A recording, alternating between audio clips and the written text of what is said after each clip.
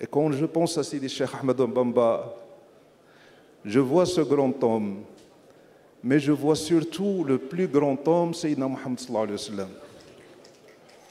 Comment Sayyidina Muhammad sallallahu alayhi wa sallam, qui est mort, entre guillemets, il y a des siècles, a pu conquérir le cœur d'un homme en Afrique, des siècles après son décès. Qu'est-ce qu'il lui a fait?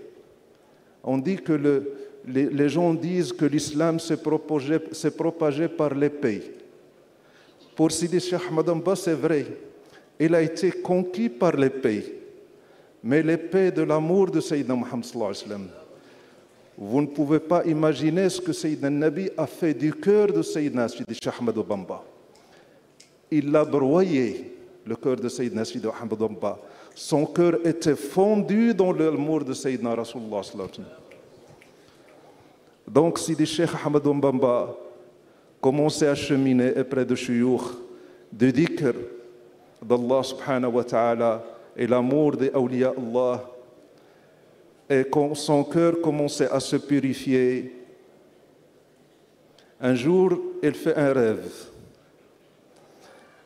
dans lequel il voit Sayyidina Nabi sallallahu alayhi wa sallam.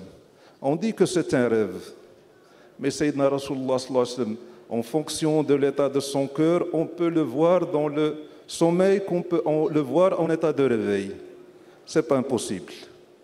Ceux qui ont connu ce chemin savent de quoi je parle. Donc, Sayyidi Cheikh Ahmed Bamba, il a vu Sayyidina Rasulullah sallallahu alayhi wa sallam. Et à côté de lui, les hommes de Badr, de la bataille de Badr. Et ils étaient un peu éloignés de lui. Il ne les voyait pas clairement. Les hommes de Badr. Vous savez c'est qui les hommes de Badr?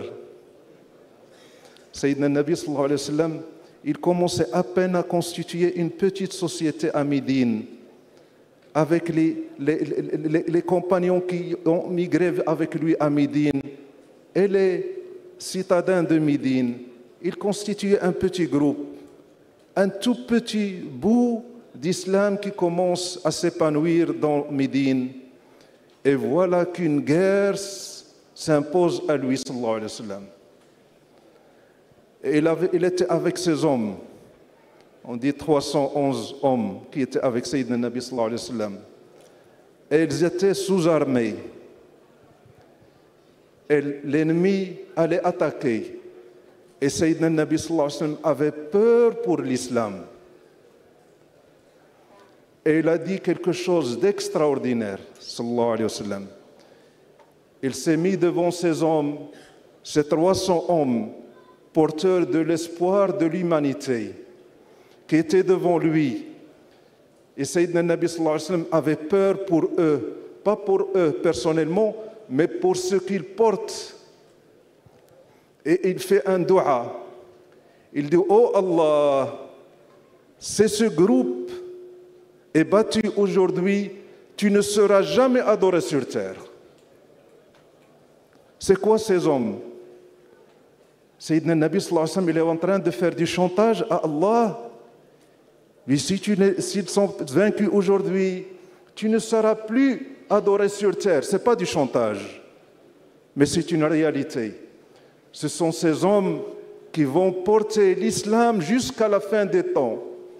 Et tout croyant, tout musulman qui adore Allah, c'est par la grâce des hommes de Badr. C'est pour ça que Sayyidina Sidi Ahmed Bamba avait un amour fou pour les hommes de Badr. D'ailleurs, il y a une qasida sur les hommes de Badr. Donc, Sidi Cheikh Ahmed Bamba, quand il a vu ces hommes, et il connaît leur place auprès de Rasulullah, et leur place auprès d'Allah. Et Sayyidina Nabi sallallahu alayhi wa sallam, un jour, il a dit, Allah subhanahu wa ta'ala, il s'est manifesté aux hommes de Badr et il leur a dit, faites tout ce que vous voulez, Allah vous a tout pardonné. C'est quoi ces hommes? L'islam est faible. L'islam est sous la menace des ennemis. Et ces hommes étaient à côté de Rasulullah sallallahu alayhi wa sallam. Et Sidi Cheikh Ahmed Bamba, quand il a vu ces hommes, il a eu une envie. Et là, une envoyée de Cheikh Ahmed